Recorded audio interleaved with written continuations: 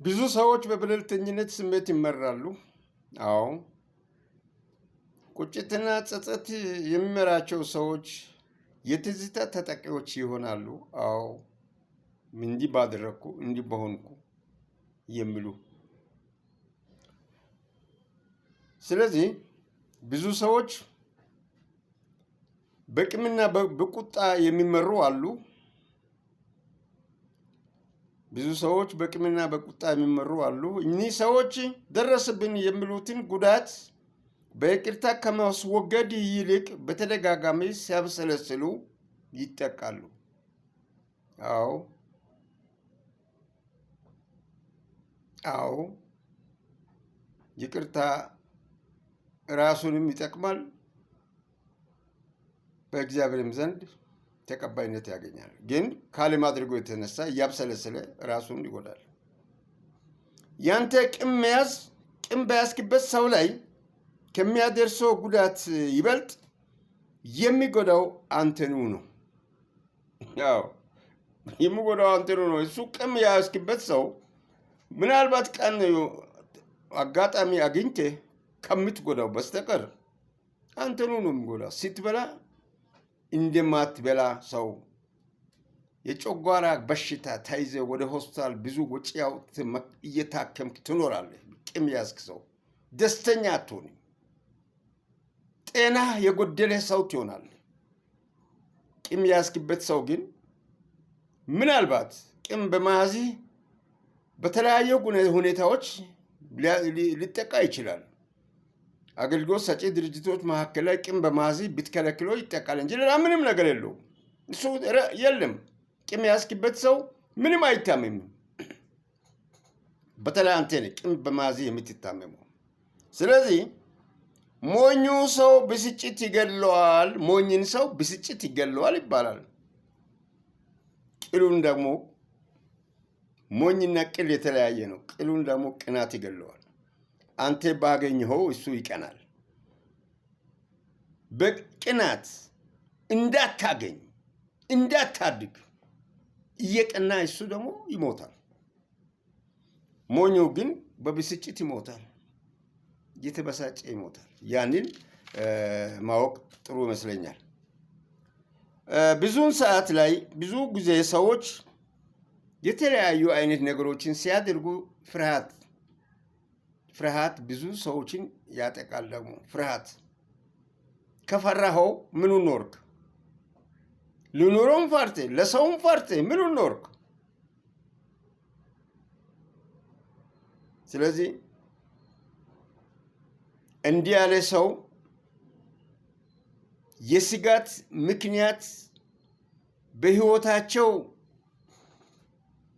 ያሳለፉት አሳፋሪ ጉዳት በእውነት ላይ ያልተመሰረተ ምኞትና ጸጸት፣ ምኞትም አለ፣ ጸጸት አለ፣ የፈጠረው ችግር አለ፣ የፈጸመው ችግር አለ። ስለዚህ ፍርሃት ይወጥረዋል ማለት ነው። በፍርሃት የሚጎዳ የሚኖሩ ሰዎች ድፍረት ከማጣታቸው የተነሳ ሁኔታዎችን ስለማይጋፈጡ ብዙ እድሎች ያመልጧቸዋል። ሁኔታዎችን ስለማይጋፈጡ ብዙ እድሎች ያመልጧቸዋል። ከተናገርኩ ከጠየቅኩ ከመጠየቅ ደጃዝማችነት ይቀራል ይሉታል የድሮ ሰዎች። ይሄ እንዲህ በሆንኩ አንዱ እኔ ነኝ። በእናንተ ላይ ለእናንተ ስናገር አንዱ እኔ ነኝ። አልክድም። ይሄን ፍርሃት እግዚአብሔር ያቀደልህን እንዳትሆን የሚያግድህና ራስን ያስገባህበት እስር ቤት ነው። ፍርሃት እግዚአብሔር ያቀደህን እንዳትሆን የሚያግድህና ራስን ያስገባህበት እስር ቤት ነው። ፍርሃት ከፈራህማ ጠፋ። ፍርሃት በምን መልክ እንደሚመጣ በምን እንደምትፈራ አሳልፌ ብዙ ባልናገርም መግቢያው መንገዱን አሳይቻቸዋለሁ። ውሸታም ይፈራል። ጉጉት፣ ምኞት የኔ ካልሆነ ብሎ የኔ ቢሆንም ከስራ ውጪ የሚያደርጉ ይፈራሉ፣ አይደፍሩም። የስራ መግቢያ በሩን ስለማያውቁ የሰውን ስለሚመኙ ፍርሃት አለባቸው። የእጅ ላፊ ስላለባቸው ፍርሃት አለባቸው። ይፈራሉ፣ ይደነግጣሉ።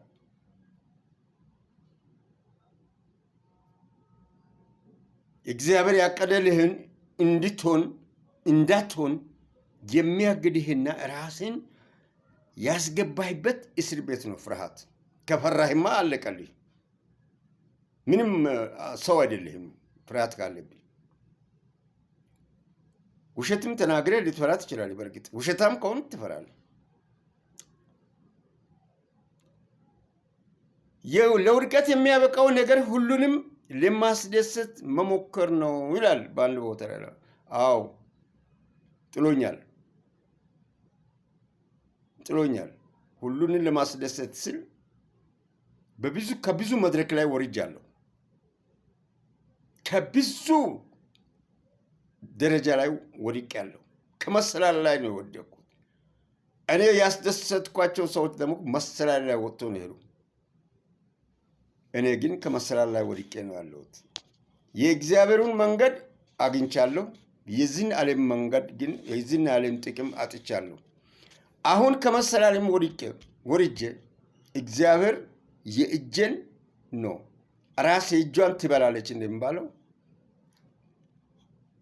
የእጄን እየበላው ነኝ። ከዛ ያለፈ አልነግርም። ምንም ሳይኖረው ባለጠጋ መስሎ የሚታይ ሰው አለ። እኔ ነኝ አንዱ። ምንም ሳይኖረው ባለጠጋ መስሎ የሚታይ እኔ ነኝ አንዱ። እመሰክራለሁ፣ አላፍርም። ይሄን ስል ግን ብዙ ሀብት ያለው ድሃ መሳይ አለ። ብዙ ሀብት ያለው ድሃ መሳይ አለ። ሰው እንዳያውቀው የሚያሾለከልክ በር ዘግቶ የሚኖር ከሰው የሚደበቅ ሰው አለ። ከነዚህ ከሁለቱ እግዚአብሔር በየትኛው ነው የሚከብረው? እስቲ የራሳችሁ ፍረዱ። የእግዚአብሔር ክብር የሚገለጸው በማን ነው? በድሃው ምንም ሳይኖረው ሀብታም መስሎ በሚሄደው ነው? ሁሉም ሞልቶ እያለ ድሃ መስሎ ተደብቆ የሚኖረው ነው? የእግዚአብሔር ክብር በየትኛው ይገለጻል? ይሄ ለእናንተ ማስረዳት ለቀባሪ ሞትን ማስረዳት እንደማለት ነው። አላስረዳ፣ ከዚህ በላይ አላልፍም። ስለዚህ ግራ መጋባት ህይወት ዓላማ የሌለ ሰው ለልብ ባዶነት መንስ ይሆነኛል ሲል ከቤተ ክርስቲያን ወደ ቤተ ክርስቲያን፣ ከአንዱ ስራ ወደ ሌላ ስራ፣ ከአንዱ ወዳጅ ወደ ሌላ ወዳጅ መቀያየር የሚያበዙ ሰዎች ምርጫው የተለያየና የተሻለ ይሆናል ሲል፣ ችግርህ ግን የህይወት ዓላማና ትኩረት ማጣት ስለሆነ ይህ ድርጊት አይጠቅምህም፣ በፍጹም አይጠቅምህም። በተለይ ከአንዱ ቤተ ክርስቲያን ወደ ሌላ ቤተ ክርስቲያን፣ ከአንዱ ስራ ቦታ ወደ ሌላ ስራ፣ ያንንም ስራ በድሎ እንደዛም ስራ ይሄዳል፣ እዛም በድሎ አሁንም ይሄዳል። ተመስግሎ አይወጣም። በምስጋና በምንም ሁኔታ ተከብሮ ሳይሆን ተዋርዶ ይሄደ ነው የሚሄደው። አያዋጣህም። ባለህበት ጸንተ ጠንክረ መስራት ነው፣ መኖር ነው።